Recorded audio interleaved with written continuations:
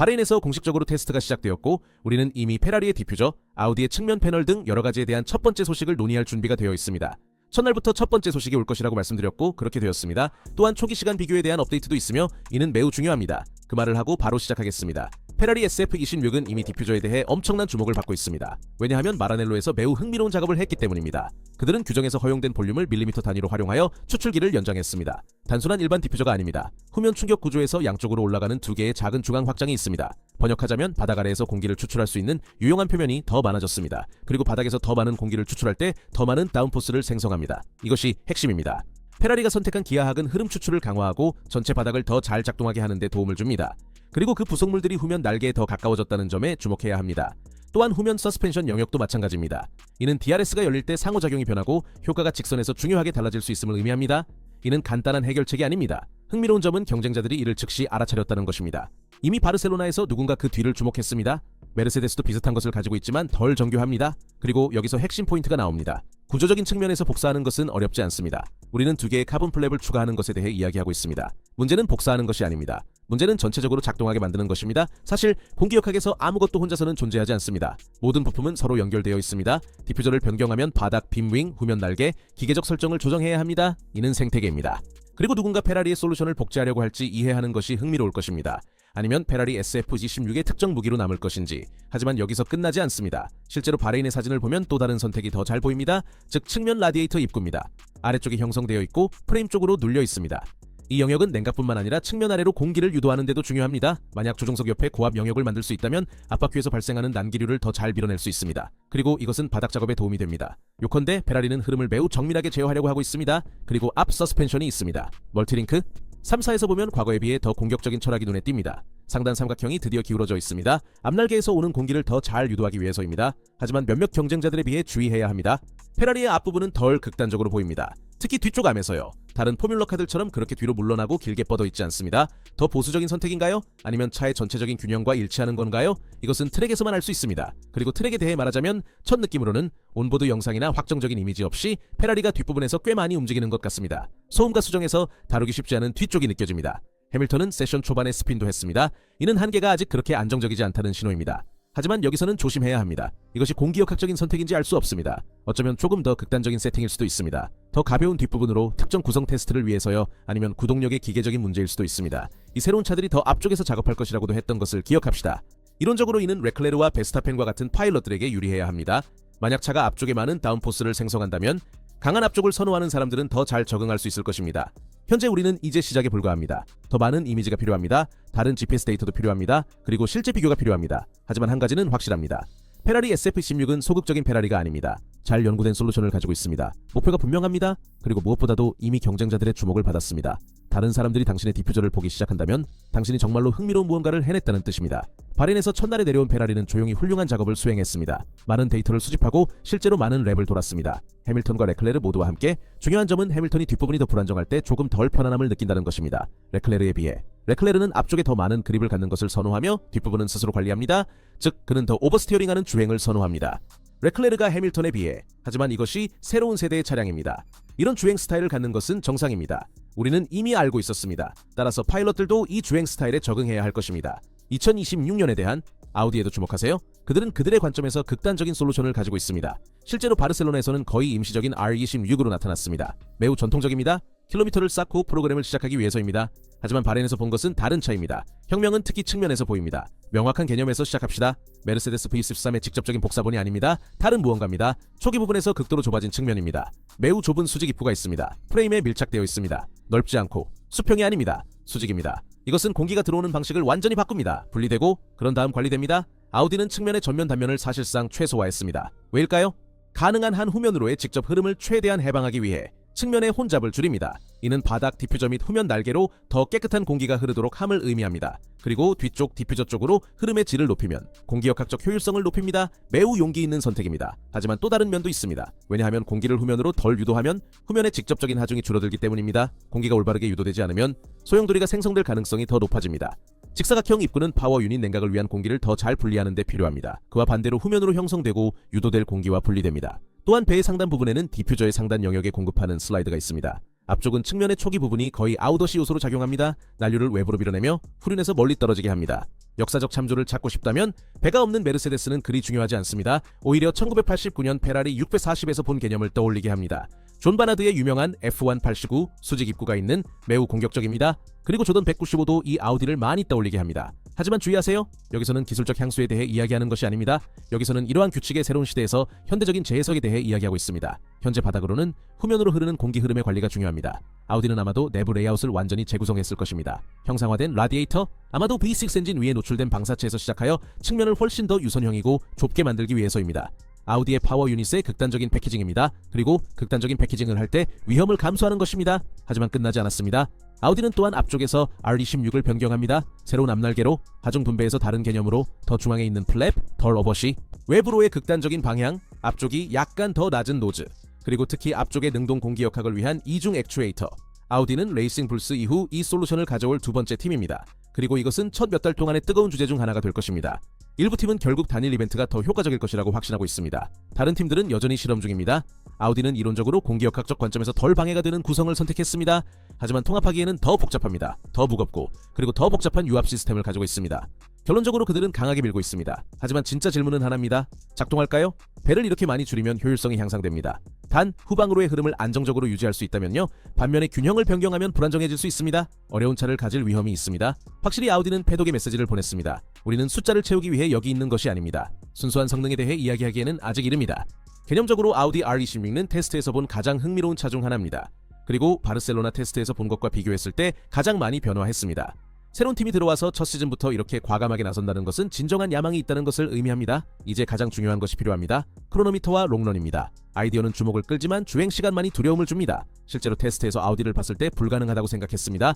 아직 배가 없는 멜세데스가 있습니다. 구조는 2022년 멜세데스와 약간 다릅니다. 하지만 수직 라디에이터 입구 구조를 확실히 계승한 아우디가 있습니다. 이는 흐름을 후방으로 더 잘 유도합니다. 왜냐하면 배가 넓어지기 때문입니다. 그래서 흐름은 배의 영역을 따라 후방으로 이어져야 합니다. 즉 디퓨저와 후방 서스펜션 부분입니다. 하지만 한 가지는 확실합니다.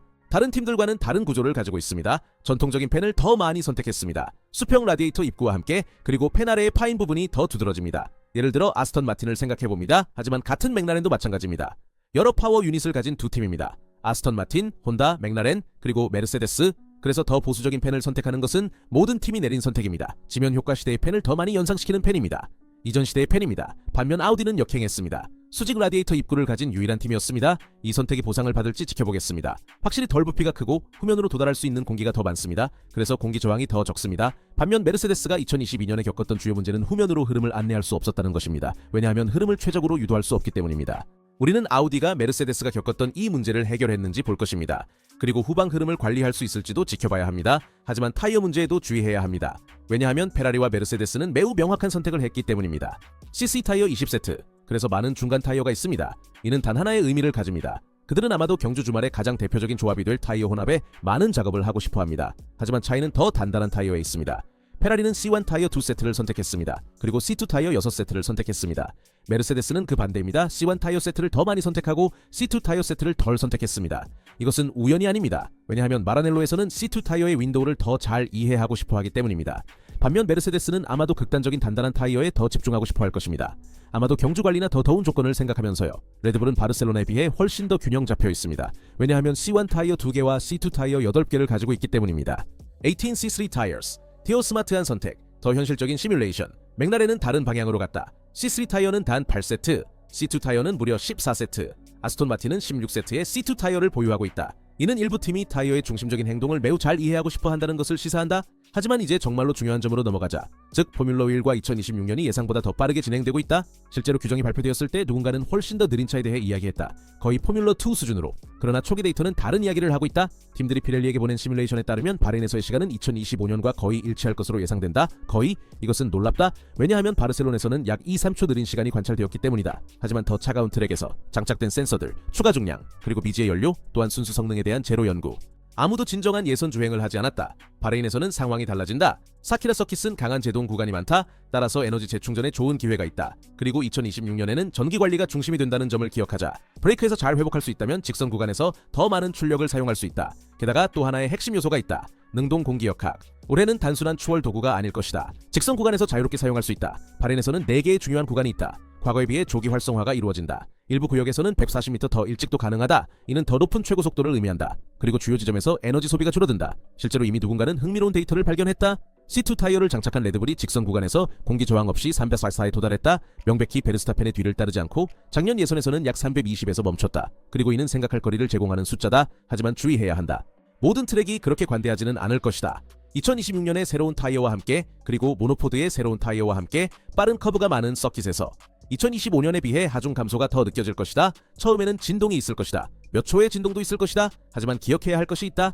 2025년의 자동차들은 규정 주기의 끝에 있었다. 4년의 개발이 뒤에 있었다. 2026년의 자동차들은 이제 막 태어났다. 그리고 성능 면에서 이미 그 자리에 있다. 이는 몇 달 후에 첫 번째 발전 패키지와 함께 격차가 완전히 사라질 수 있음을 의미한다. 요약하자면 우리는 느린 포뮬러 1을 보게 될 것이 아니다. 우리는 발전된 포뮬러 2를 보게 될 것이 아니다. 우리는 놀랍게도 새로운 기술 주기를 보게 될 것이다. 이것은 이미 이전 수준에 훨씬 더 가까워졌다. 많은 사람들이 예상했던 것보다. 그리고 바레인에서 시간이 정말로 2025년과 거의 일치한다면 2026년은 훨씬 더 균형 잡히고 빠르게 시작할 수 있다. 우리가 상상했던 것보다. 지금 필요한 것은 하나뿐입니다. 페라리, 메르세데스, 레드불 중 누가 더 나은지 보는 것입니다. 그리고 맥라렌과 에스턴 마틴도 포함됩니다. 이 새로운 시대를 더 잘 해석할 것입니다. 실제로 바레인에서는 이미 2025년의 성능에 도달했습니다. 하지만 바레인은 매우 부드러운 트랙이라는 점에 주의해야 합니다. 에너지 충전 측면에서 말이죠. 일정의 다른 트랙들과 비교할 때 바레인이 긴 직선 구간이 많지만 중요한 제동 구간도 많습니다. 멜버른도 생각해봅시다. 즉 시즌의 첫 번째 레이스가 될 것입니다. 그곳은 반대입니다. 긴 직선 구간이 많지만 중요한 제동 구간은 적습니다. 따라서 그곳에서 에너지를 관리하는 것이 중요할 것입니다. 우리는 약간 반대인 두 개의 트랙이 있습니다. 바레인은 충전과 배터리 관리에 더 부드러울 것입니다. 반면 멜버른은 그 반대입니다. 사실 이 두 트랙 사이에서 중간길을 찾아야 합니다. 아스팔트 측면에서도 마찬가지입니다. 차량의 실제 잠재력과 이 새로운 기술 주기를 보기 위해서입니다. 하지만 저는 매우 흥미로운 데이터에 집중하고 싶습니다. 오늘 우리가 본 것, 즉 직선 구간에서의 작업, 사실 진짜 초점은 커브가 아니다. 직선이다. 왜냐하면 지난 몇 년과 비교했을 때 우리가 주로 주행 속도를 보았던 곳에서 올해의 핵심은 직선에서 무슨 일이 일어나는가이다. 배터리 공급, 최고 속도 클리핑, 그리고 엄청난 차이가 있다. 한 가지 지점에서 시작하자. 모두가 보행 모드로 돌고 있다. 풀 퍼포먼스가 아니다. 시간은 비슷하다. 하지만 그 시간에 도달하는 방식은 완전히 다르다. 메카르넨은 유일하게 주직선 구간에서 일찍 플랫프를 한다. 폭발적인 피크를 만들지 않는다. 점진적으로 상승한다. 거의 선형적으로 최고 속도에 도달한다. 직선 끝에서만. 더 부드러운 가속이다. 더 일관되다. 하지만 주의해야 한다. 시간을 낭비하지 않는다. 그리고 이것이 흥미로운 측면이다. 반면 다른 이들은 다른 방식으로 한다. 그들은 미리 최고 속도를 가진다. 그리고 나서 클리핑이 있다. 그래서 그들은 즉시 강하게 도달한다. 그리고 나서 전기 출력이 감소한다. 그리고 그것은 분명히 보인다. 에너지 방출 단계, 맥라렌의 이 트렌드. 더욱 일관되게 유지된다. 나는 아침 내내 그것을 보았다. 이것은 고립된 랩이 아니다. 이제 이해해야 한다. 이것은 철학인가? 온도 관리인가? 특정 엔진 맵인가? 아니면 단순히 테스트 단계였던 것인가? 시험해보기 위해 에너지를 최적으로 관리하는 방법은 반대편에서 베르스타펜이 많이 밀고 있다. 직선 구간뿐만 아니라 전체 랩에 걸쳐서 그가 배터리를 사용하고 있는 것이 보인다. 더 공격적으로 13번 코너에서 예를 들어 그는 여전히 에너지가 있다. 구동력의 쌍을 예상하기 위해 이것은 그가 작업하고 있다는 것을 의미한다. 모든 다른 것들에 비해 더 강한 출력으로 주목할 만한 데이터는 그의 최고 속도이다. 344km의 공기 저항. 러셀도 레이스 페이스 모드에서 베르스타펜과 유사한 행동을 보인다. 매우 이른 시점에 도달하는 최고 속도. 그리고 나서 긴 클리핑 단계. 결승선을 지나자마자 그래프에서 명확하게 보인다. 빠른 피크. 그리고 나서 관리. 흥미로운 점은 델타입니다. 공격적인 아몰리타를 시도하는 사람들과 관리 중인 사람들 사이의 차이가 엄청납니다. 같은 직선에서 메르세데스와 레드불과 함께 20km 또는 30km의 공기 차이가 있습니다. 두 팀은 에너지 관리 측면에서 비슷한 작업을 하고 있습니다. 반면 맥라렌은 다른 작업을 하고 있습니다. 이 차이는 정말 큽니다. 레드불은 즉시 밀어붙이고 있습니다. 인블러드도 V카보와 레이싱 불스에 대해 비슷한 접근 방식을 보여주었습니다. 이로 인해 우리는 레드불 포드 파워 유닛에 대한 특정 테스트를 하고 있다고 생각하게 됩니다. 특히 전기 관리와 에너지 방출 맵에 대해 말이죠. 2026년에는 전기 에너지 관리도 중요할 것입니다. 모든 팀이 다른 전략을 가지고 있다는 것이 보입니다. 모든 것을 미리 예측하는 팀도 있고 직선 전체에 걸쳐 전기 에너지 방출을 분산시키는 팀도 있으며 다음 추진을 위해 배터리를 보존하는 팀도 있습니다. 우리는 아직 매우 초기 단계에 있습니다. 하지만 올해는 분명하다. 직선에서의 그래프 읽기가 더 중요할 것이다. 코너에서의 속도보다 최대 속도의 차이가 있기 때문이다. 그리고 에너지 배분 전략이 이미 비정상적이다. 질문은 1시간이다. 언제 수렴하기 시작할 것인가? 진정한 예선 모드로 가장 효과적인 피크를 가진 사람은 에너지를 파괴하지 않고 나머지 랩에 대해, 왜냐하면 2026년 거기에서도 이길 것이다. 직선에서, 그리고 코너에서만이 아니다. 배도관에서도 모두가 메르세데스를 유력 후보로 보고 있다. 헬무트 마르코는 그들이 뭔가 더 있다고 말했다. 엔진 측면에서 제임스 볼츠가 주목해야 한다. 윌리엄스의 팀 프린시펄, 그는 메르세데스 엔진을 방어했다. 사실 우리는 알고 있다. 4개의 엔진 제조사가 있다. 즉 아우디, 혼다, 페라리, 그리고 레드불, 포드, 메르세데스의 반대편에 있다. 그들은 메르세데스에 반대한다. 압축 배관에서. 반면 제임스 폴츠는 당연히 윌리엄스를 사용하고 있다. 메르세데스 엔진을. 그는 이렇게 말한다. 그의 의견에 따르면 챔피언십은 변하지 않아야 합니다. 성능 균형, 따라서 균형을 맞출 필요는 없습니다. 각 팀의 성능을 누가 더 경쟁력이 있는지에 따라, 그리고 누가 덜 경쟁력이 있는지에 따라, 또한 가용 자원에 따라서도 그에 따르면, 하지만 물론 그는 명백히 소수입니다. 모든 다른 엔진 제조사들에 비해 메르세데스 엔진에 반대하는, 따라서 확실히 그는 이 점이 있습니다. 하지만 다른 모든 이들은 그를 축소시키려고 할 것입니다. 그리고 개입하려고 할 것입니다. 규정에 대해 관련해서 페라리의 디퓨저에 대한 여러분의 의견을 알려주세요. 아우디의 펜스에 대해, 첫 번째 시간에 대해, 에너지 관리, 직선에서의 에너지 자체, 메르세데스와 레드불, 맥라렌 간의 차이점, 여러분이 어떻게 생각하는지 궁금합니다. 첫 번째 테스트 날에 대해서도 부탁드립니다. 좋아요를 눌러주세요. 구독해주세요. 알림을 활성화하여 F1과 페라리에 관한 어떤 비디오도 놓치지 마세요. 여기서 모든 것이 끝입니다. 다음에 만나요.